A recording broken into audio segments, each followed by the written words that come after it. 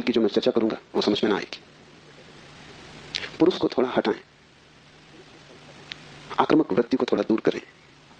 यह समझ कुछ बुद्धि से आने वाली नहीं, हृदय से आने वाली है। यह समझ कुछ तुम्हारे तर्क पर निर्भर न करेगी, ये तुम्हारे प्रेम पर निर्भर करेगी। इस शास्त्र को तुम समझ पाओगे, लेकिन वो समझ ऐसी ना होगी जैसे कोई गणित को समझता है, वो समझ ऐसी होगी जैसे कोई काव्य को समझता है। कविता पर तुम झपट नहीं पड़ते, तुम कविता का धीरे धीरे स्वाद लेते हो, चुस्की लेते हो, जैसे कोई चाय को पीता है। तुम उसे घटक नहीं चाहते, वो कोई कड़वी दवा नहीं है। तुम उसका स्वाद लेते हो, चुस्की लेते हो, धीरे धीरे उसके स्वाद को लीन होने देते हो। और एक ही कविता को समझना हो तो बहुत बार पढ़ना पड़ता है। एक गणित को तुमने एक बार समझ लिया, फिर दोबारा करने की कोई जरूरत नहीं रह जाती। गणित समाप्त हो गया, कविता कभी भी समाप्त नहीं होती, क्योंकि हृदय का कोई और छोर नहीं। और तुम जितना ही प्रेम करते हो उतना ही उद्घाटित होता है। इसलिए पूर्व में हम शास्त्र का अध्ययन नहीं करते, हम शास्त्र का पाठ करते। अध्ययन शास्त्र का हो भी नहीं सकता। अध्ययन का अर्थ एक बार समझ लिया फिर कचरे में फेंक दिया, जैसे कि बात खत्म होगी। जब समझ लिया तब दोबारा क्या करना है। पाठ का अर्थ होता है समझ बुद्धि की होती तो एक बार में पूरी हो जाती, इसकी तो चुस्कियां बार बार लेनी पड़ेगी। इसे तो जाने अनजाने न मालूम कितनी बार दोहराना पड़ेगा। इसे बहुत से भाव क्षणों में, बहुत सी मनोदशाओं में, कभी सुबह जब सूरज उगता है तब, कभी रात जब सब अंधकार हो जाता है तब, कभी मन जब प्रफुल्लित होता है तब, और कभी मन जब उदासी से भरा होता है तब, विभिन्न चित्त की दशाओं में, विभिन्न मनोक्षणों में इसमें उतरना होगा। तब इसके सभी पहलू धीरे धीरे प्रकट होंगे। फिर भी तुम इसे चुकता न कर पाओगे, कोई शास्त्र कभी चुकता नहीं। जितना ही तुम पाओगे कि खोज लिया, उतना ही तुम पाओगे खोज के लिए और भी ज्यादा बाकी रह गया। जितने तुम गहरे उतरोगे पाओगे गहराई बढ़ती चली जाती है। शास्त्र को कभी पाठ ही चुका नहीं पाता। पाठ का मतलब ही यही है कि बार बार, बहुत बार पश्चिम इस बात को समझ भी नहीं पाता।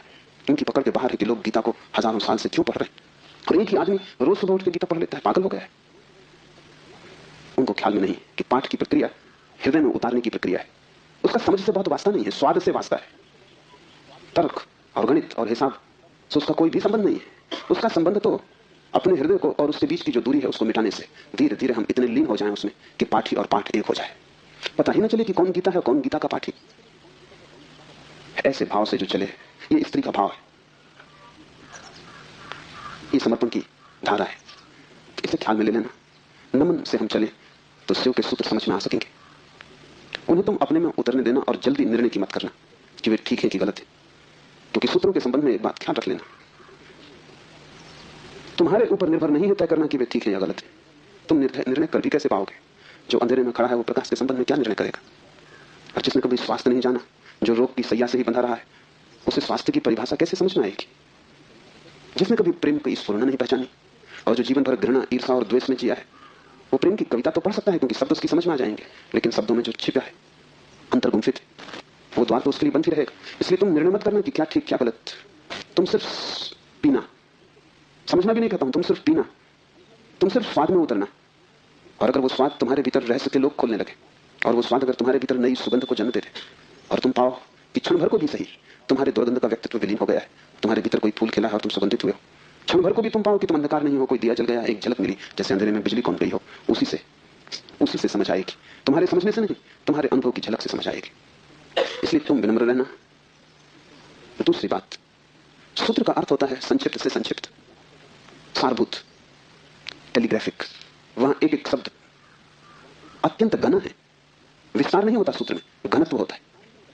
लंबा नहीं होता सूत्र, बड़ा छोटा होता है, जैसे छोटा सा बीज होता है, उसमें सारा वृक्ष समाया होता है। जैसे बीज है ऐसा सूत्र है। बीज में तुम वृक्ष को देख भी नहीं सकते, देखना भी चाहोगे तो बीज में तुम वृक्ष को पाओगे नहीं, क्योंकि उसके लिए बड़ी गहरी आंखें चाहिए जो बीज में वृक्ष को देख ले, जो वर्तमान में भविष्य को देख ले, जो आज कल को देख ले, जो दृश्य से अदृश्य को खोज ले। बड़ी पैनी आंखें चाहिए। वैसी पैनी आंखें तुम्हारे पास अभी नहीं है। अभी तो तुम्हें बीज बीज ही दिखाई पड़ेगा। वृक्ष को देखना हो तो बीज को तुम्हें बोना पड़ेगा, और कोई रास्ता तुम्हारे पास देखने का नहीं है। और जब बीज टूटेगा जमीन में और वृक्ष अंकुरित होगा, तभी तुम पहचान पाओगे ये सूत्र बीज है, इन्हें तुम्हें अपने हृदय में बोना होगा। तुम अभी निर्णय मत करना, क्योंकि अभी तुमने अगर बीज पर निर्णय लिया तो तुम इसे फेंक ही दोगे, कचरा कूड़ा मालूम पड़ेगा। बीज में कंकड़ पत्थर में कोई ज्यादा फर्क नहीं है। कभी कभी तो कंकड़ पत्थर ज्यादा चमकीले, रंगीन, खूबसूरत, कीमती होते, लेकिन बीज और कीमती से कीमती कोहिनूर में भी एक फर्क है कि तुम कोहिनूर को बो दो तो उसमें से कुछ पैदा ना होगा। वो कीमती कितना ही वो मुर्दा है, उसका मूल्य ना समझ कितना ही समझते हो, लेकिन जीवन उसमें नहीं, वो लाश है। और बीज कुरूप भी दिखाई पड़ता हो, कोई उसकी कीमत भी ना हो, लेकिन उसमें जीवन छिपा है। तुम उसे बो दो, उससे विराट वृक्ष पैदा होगा। और एक बीज से करोड़ों बीज लग जाएंगे। एक छोटा सा बीज इस सारे विश्व को पैदा कर सकता है, क्योंकि एक बीज से करोड़ों बीज पैदा होते हैं, फिर करोड़ों बीज से हर बीज से करोड़ बीज पैदा होते हैं। एक छोटे बीज में सारे विश्व का ब्रह्मांड समा सकता है। सूत्र बीज है, उसके साथ जल्दी नहीं की जा सकती। उसको बोओगे हृदय में और अंकुरित होगा, फूल लगेंगे, तभी तुम जान पाओगे, तभी निर्णय लिया जा सकता है। तीसरी बात, इसके पहले कि हम शुरू करें, धर्म महान क्रांति है। धर्म के नाम से तुमने जो समझा हुआ है उसका धर्म से ना के बराबर संबंध है। इसलिए शिव के सूत्र तुम्हें चौंकाएंगे भी, तुम भयभीत भी होगे, डरोगे भी, क्योंकि तुम्हारा धर्म डगमगाएगा। तुम्हारा मंदिर, तुम्हारी मस्जिद, तुम्हारे गिरजे, अगर ये सूत्र तुमने समझे तो गिर जाएंगे। तुम उन्हें बचाने की कोशिश में मत लगना, क्योंकि वे बचे भी रहे तो भी उनसे तुम्हें कुछ भी मिला नहीं। तुम उनमें जी ही रहे हो और तुम मुर्दा हो। मंदिर काफी सजे हैं, लेकिन तुम्हारे जीवन में कोई भी खुशी की किरण नहीं। मंदिर में काफी रोशनी, उससे तुम्हारे जीवन का अंधकार नहीं मिटता। तो उससे भयभीत मत होना, क्योंकि सूत्र तुम्हें कठिनाई में तो डालेंगे ही, क्योंकि शिव कोई पुरोहित नहीं है। पुरोहित की भाषा तुम्हें हमेशा संतोषदायी मालूम पड़ती, क्योंकि पुरोहित को तुम्हारा शोषण करना है। पुरोहित तुम्हें बदलने को उत्सुक नहीं है। तुम जैसे हो ऐसे ही रहो, इसी में उसका लाभ है। तुम जैसे हो रुग्ण बीमार, ऐसे ही रहो, इसी में उसका व्यवसाय है। मैंने सुना है एक डॉक्टर ने अपने लड़के को पढ़ाया, पढ़ लिख के घर आया, पिता ने कभी छुट्टी भी ना ली थी, तो उसने कहा कि अब तू मेरी कारोबार को संभाल और मैं 1-3 महीने विश्राम करूं। जीवन भर सिर्फ मैंने कमाया है, कभी विश्राम नहीं लिया। वो विश्व की यात्रा पर निकल गया। 3 महीने बाद लौटा तो उसने अपने लड़के से पूछा कि सब ठीक चल रहा है। उसके लड़के ने कहा कि बिल्कुल ठीक चल रहा है। आप हैरान होंगे कि जिन मरीजों को आप जीवन भर में ठीक न कर पाए, उनको मैंने 3 महीने में ठीक कर दिया। पिता ने सिर ठोक लिया। उसने कहा, मूड, वही हमारा व्यवसाय थे। क्या मैं उनको ठीक नहीं कर सकता था? तेरी पढ़ाई कहां से आती थी? उन्हीं पर आधार था, और भी बच्चे पढ़ लिख लेते, तूने सब खराब कर दिया। पुरोहित तुम जैसे हो रुग्ण बीमार, तुम्हें वैसा ही चाहता है, उस पर ही उसका व्यवसाय है। शिव कोई पुरोहित नहीं है। शिव तीर्थंकर है, शिव अवतार है, शिव क्रांति दृष्टा है, पैगंबर है। वे जो भी कहेंगे वो आग है। अगर तुम जलने को तैयार हो तो ही उनके पास आना। अगर तुम मिटने को तैयार हो तो ही उनके निमंत्रण को स्वीकार करना, क्योंकि तुम मिटोगे तो ही नए का जन्म होगा।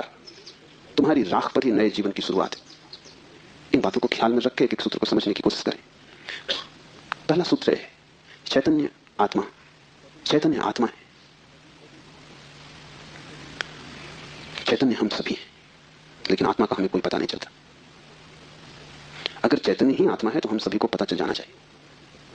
हम सब चैतन्य हैं,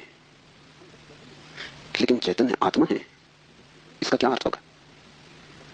पहला अर्थ, इस जगत में सिर्फ चैतन्य ही तुम्हारा अपना है। आत्मा का अर्थ होता है अपना, सिर्फ सब पराया है। शेष कितना ही अपना लगे, पराया है। मित्र हो, परिजन हो, परिवार के लोग हो, धन हो, यश, पद, प्रतिष्ठा हो, बड़ा साम्राज्य हो, वह सब जिसे तुम कहते हो मेरा, वहां धोखा है, क्योंकि वो सभी मृत्यु तुमसे छीन लेगी। मृत्यु कसौटी है, कौन अपना है कौन पराया है। मृत्यु जिससे तुम्हें अलग कर दे वो पराया था, और मृत्यु तुम्हें जिससे अलग न कर पाए वो अपना था। आत्मा का अर्थ है जो अपना है। लेकिन जैसे ही हम सोचते हैं अपना, वैसा ही दूसरा प्रवेश कर जाता है।